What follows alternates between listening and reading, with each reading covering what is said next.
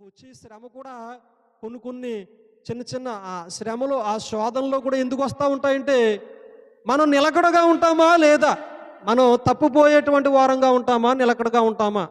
అందుకనే మొదటగానే దేవుడు ఏం చేస్తాడు, మనల్ని ఏం చేస్తాడు చెప్పండి, పరీక్షిస్తూ ఉంటాడు. మొదటగానే పరీక్షిస్తూ ఉంటాడు. అంత మాట పరీక్షిస్తాడా?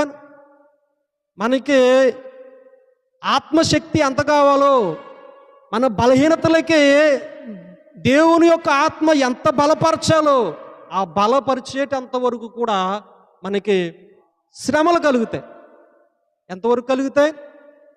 మన అంతరంగము ఎంత బలహీనంగా ఉన్నదో అంతరంగము బలపరచబడేటంత వరకు కూడా మనకి కొన్ని కొన్ని శ్రమలు కలుగుతాయి మన జీవితంలో. అర్థమవుతా ఉన్నదండి? అర్థమవుతా ఉన్నదా లేదా? ఇప్పుడు మొక్కను బట్టి కొమ్మలు వస్తూ ఉంటాయి. కొబ్బరి చెట్టుకి కొమ్మలు వస్తుందా చెప్పండి? అది తలకే నరికేసాం అనుకోండి, మళ్ళీ చిగురుస్తుందా? చిగురచదు. దానికి కొమ్మలు రావు కాబట్టి దానికి గెలకూడదు. ఇంకా అదే జాన్ చెట్టు అయితే చెప్పండి, దాన్ని గిల్లకుండా వదిలేసామంటే జాడుగా ఎదిరిపోతుంది. కాబట్టి తర్వాత గాలికి ఏమవుతుంది, అది ఇరిగిపోతుంది. ఇప్పుడు దానిని గిలితే కొమ్మలు రాగలుగుతాయి.